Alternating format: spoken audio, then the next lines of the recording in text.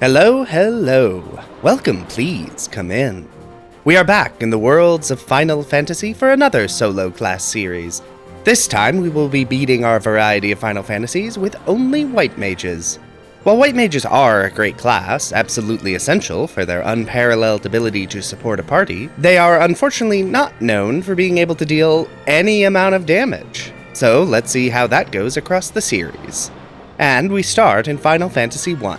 Start by picking up 4 hammers, one of the few weapons that white mages get, then to the magic shop to stock up on essentials. This is our tier 1 magic of Cure, Protect, and Blink. While white mages notably get very good defensive buffs, which will help with survivability, but they do lack offensive buffs and spells, it is going to be a bit of a pain. Time for our first boss, Garland. Start by casting Protect on the entire party. This does a good job of reducing the damage I take, and oh boy, a lot of those hits were single digit. That's not a great start. But with high defenses and Garland's limited moveset, I can just spam attack until the first boss is down. Hooray! I'll let you know right now that the boss fights will not be getting any shorter. But bridge is fixed, time to head over to Pravaka. I know I'm going to need some more gil to afford basic spells, so oh boy, my damage is awful. Is it always going to be like this? Pravaka does have level 2 spells, but they are dubiously useful. Certainly nothing that reaches the heights magic will be reaching by the end. I guess Null Shock is good because I won't get access to ribbons for a while. Pretty bad that I have to buff my defenses for random encounters, huh? Time for some pirates, but they are pushovers, as one casting of Protect reduces all of their damage to single digits. And I have healing. Now I have a boat, which means I can make it to the city of Alfheim, which still has no better weapons, but does have some better armor, and level 3 and level 4 spells, including the incredibly useful heal spell, which means my characters can actually heal the entire party with a single cast instead of having to rely on single target spells. Unfortunately, magic is expensive, and boat fights take a while, so let's hop over to Marsh Cave to help with that. I'm not nearly strong enough to take down the Pisco demons at the end, but I can pick up a bunch of shiny treasure chests full of gil, and trash that I can sell for gil. Decent chunk of gil acquired, it's back to Alfheim to buy some better armor and some spells. And by some, I mean 3, because spells be expensive. Okay, let's head back and see how the Pisco demon fight actually goes, if only to get a baseline. Okay, my party is getting the crap kicked out of them, and is that 1 damage? Okay, well that's not something strategy can fix. I mean, the Pisco demons aren't super durable, but 1 damage per attack is just not enough. Okay, more grinding completed. Let's see if we can make this Pisco demon fight work. Start by losing a bunch of health, just trying to set up Protect and Blink, and Zefka's down. That's bad luck. Let's try this again. This time I try setting up defenses on the top 2 mages, who are more likely to be targeted, while casting Heal. That buys me enough time to get Blink and a few Protects out. The Pisco demons are hitting less, but when they hit it is still a lot of damage. And my damage hasn't really improved even a little bit. I really just need to heal and attack and hope my considerable amount of magic is enough to outpace that damage. I'm not super sure how I feel, but the first Pisco demon goes down, so that's a good start. Now, just 3 more to go. But 1 down also means less damage being done to my party. Oh yeah, it's a great time for a mage drop. I guess this is a 3v3 now. And there goes another Pisco demon. I'm actually low enough on spells I have to start using items. And I do manage to get Zeph back up for the end of the fight, so at least everyone can get some experience. And that is Pisco Demons done. Despite not seeming like a super notable boss, I feel like Pisco Demons are one of the harder fights in this game. Crown in hand, it's time to take on Astos, another one of the early boss fights. I start with my normal defense buffs, and also throw in Null Blaze and Null Shock to hopefully help with Astos' strong magic attacks. And yeah, that does seem to be doing some work. Really wish those stacked. Or that I had any decent damage, because dealing 1 damage is not the play here. Ooh, a crit for 29 damage? My stars, what a world. But jokes aside, that actually is okay. Particularly because Astos is also not dealing significant damage thanks to Null spells, Blink, and Protect. So from here, the fight isn't difficult, just kind of tedious. I mean, if it had gone on too much longer, I might have actually reached the point where I ran out of healing, but it really didn't. So that's Astos down. It was kind of boring, and took too long, but it wasn't too bad. This gives the Crystal Eye to give to Matoya, she gives the Jolt Tonic to give to the Light Elf King, he gives me the Mystic Key to open a bunch of random chests, I do grab many of these, including a mithril hammer, which is a better weapon for Zeph, and a power staff for Rost.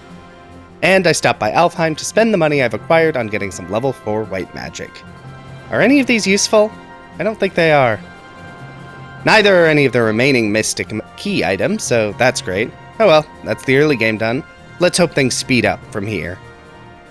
Onward to Mount Dwerger, where I can use nitro powder to blow open the sea passage to the outer world.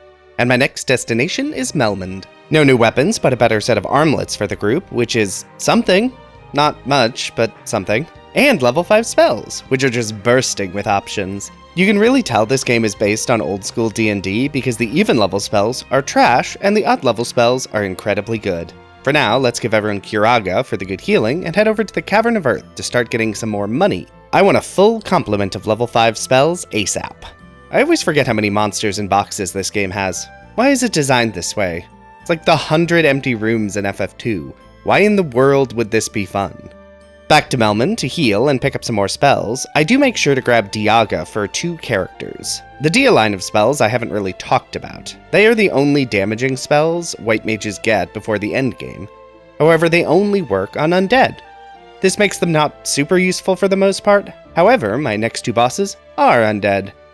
So I pick it up for Gim and Ing, as this will be a rare opportunity for my characters to deal any damage.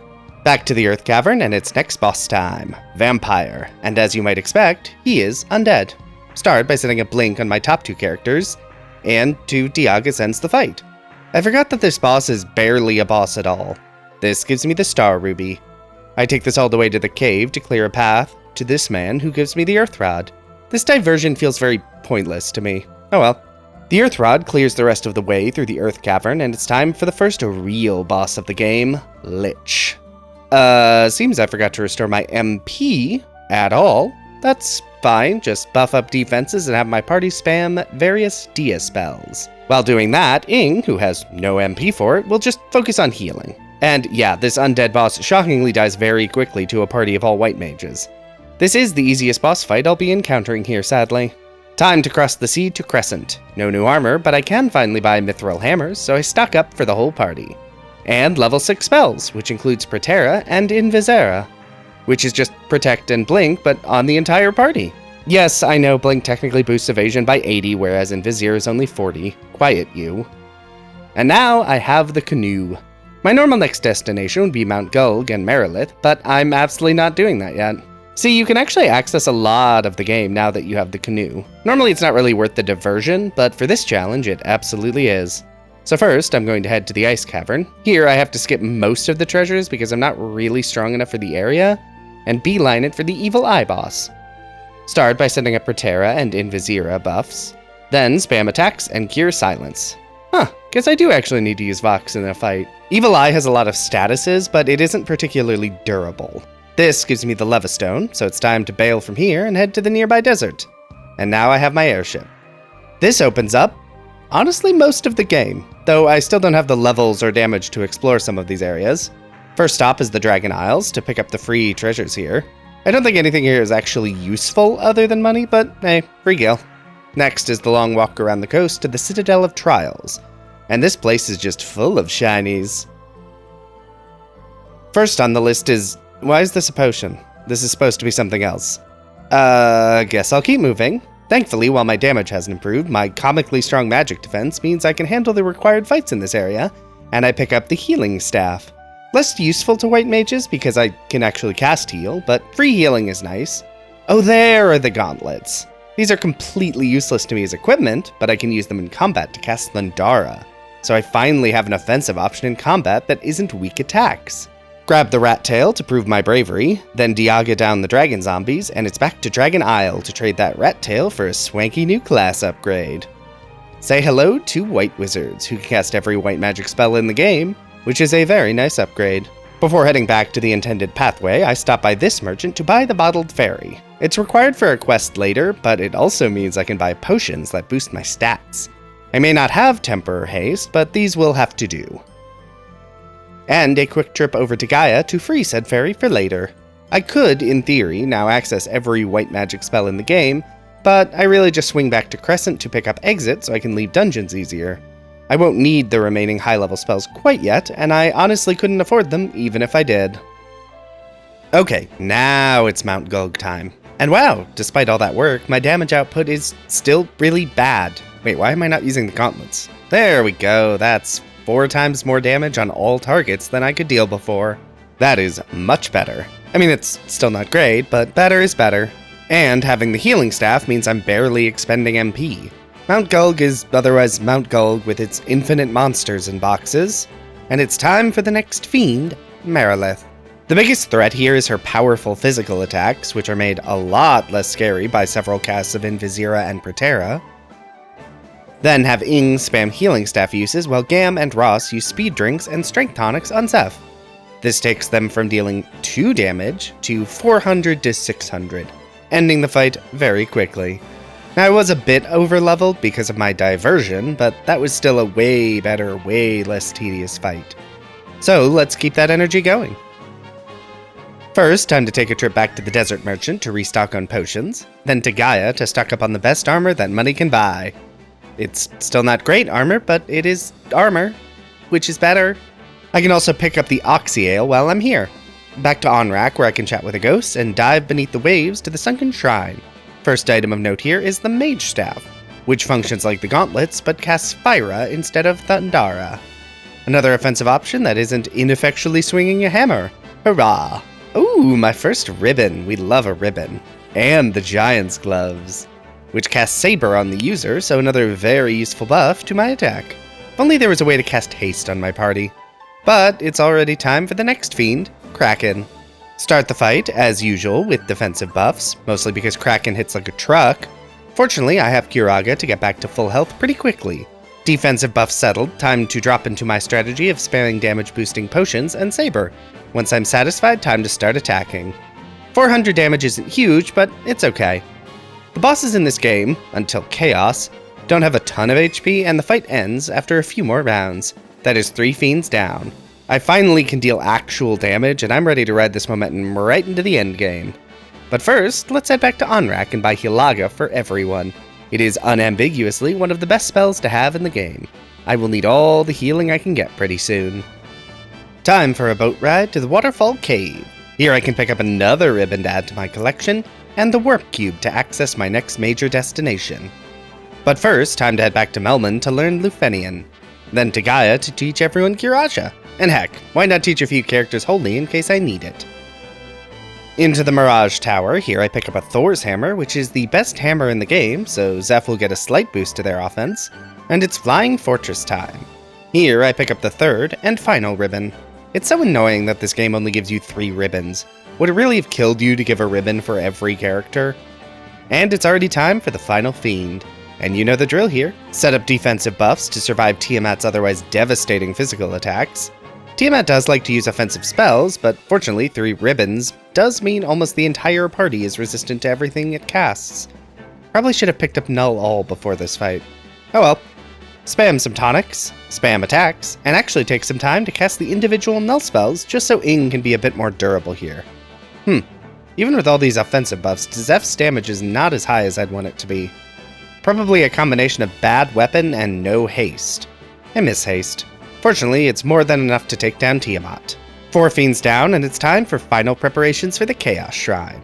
First, to Gaia to get everyone holy and make sure everyone can cast Null All, then the long trek to Lufenia to get everyone full life, and another trip to the Desert Merchant to really stock up on the various tonics I'll want for the endgame boss rush. And a brief stop by Cornelia to rest up and purchase, well, as many ethers as I can afford. I'm really hoping to not have to come back here ever again. Though looking at my level, that may not be feasible. Chaos Shrine, here I come. First up is the Lich rematch, and my strategy hasn't changed, except to use Null All on Ing because they don't have a ribbon, and whoops, I left Auto Battle on for an extra turn and fully did not mean to. Let's try that again. Same strat, but this time, less wrong. Okay, Lich really wants to just spam Flare. Let's just assume he is going to do this. Try again, but this time sub out some buffs for all target healing, and he just attacks to no effect, because of course he did. Oh, now you don't want to bother with Flare. Okay, well, screw you. I'm just gonna keep buffing my physical attack while you deal 20 damage with basic attacks. Jerk. And yeah, that absolutely works. So there was really no reason to buff defenses because apparently his options were Flare, which bypasses buffs, and basic attacks, which deal no damage. Time for the next rematch against Merilith. Defensive buffs because Merilith doesn't have Flare, probably. Then into spamming offensive buffs to amp up Zeph's attacks to max. Merilith sure does hit harder with basic attacks, but the lack of Flare means this fight is very one-sided. Next up is Kraken, no real change from prior boss fights. Kraken can hit hard, but Invisira and Protera drastically reduce that. I elect to prioritize using the Giant's Gloves rather than the tonics, mostly because I don't want to go back and buy more, and having 3 free heal items means I can mostly keep my party up and running without spending any MP, and it only takes a couple hits. Next boss is Tiamat, but first stop, grab the Masamune.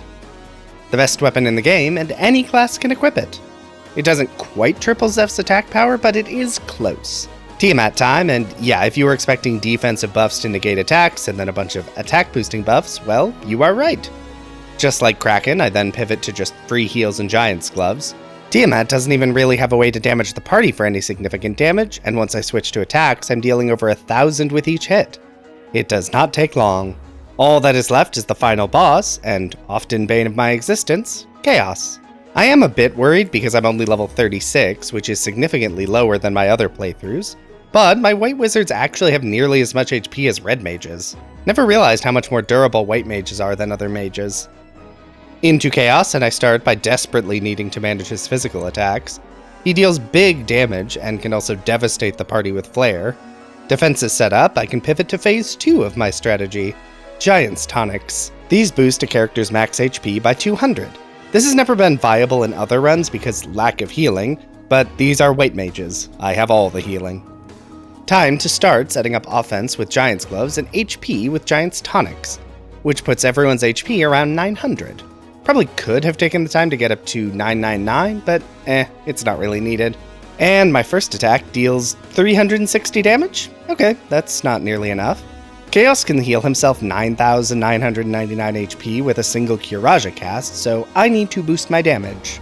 So I'll keep attacking while also boosting damage even more with Strength Tonics. I'm not sure exactly when the boost stops stacking, but no one else can deal real damage anyway. Oh crap, Slow Rail landed on my only attacker. This is a problem because you can't actually cure Slow Rail.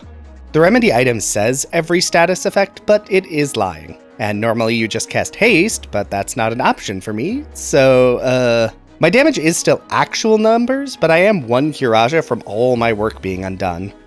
And then Zeph gets paralyzed, and just stays paralyzed for so long. Okay, does Holy deal damage? No. What's the play here?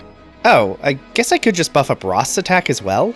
Thor's Hammer isn't a Masamune, but I still have Giant's Gloves and Strength Tonics left over. Takes a bit to get as many Saber casts as I'd like, but finally, Zeph is not paralyzed, so they can start attacking again. And honestly, I probably should have gotten punished at some point, but Chaos decides he just isn't going to heal himself. And while Zeph and Rost aren't putting out good damage, 300 to 600 between them around is enough to finish off the last of Chaos's HP. Alright, so that was Final Fantasy I, White Mages Only. I was honestly expecting that to be a lot more miserable.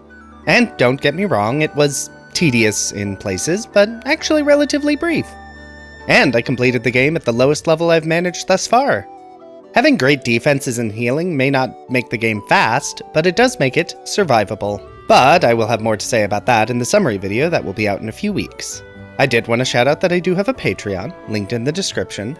I spend a lot of time making these videos, so if you enjoyed the video, want to support the channel, and are financially stable enough to do so, that exists. No pressure though, this channel is free to enjoy for everyone, and will remain that way. For now, if you like this video, be sure to hit the like button. If you'd like to see more of this, feel free to subscribe. Hey, maybe leave a comment if you have something you'd like to say. But whatever you decide to do, have a safe trip home.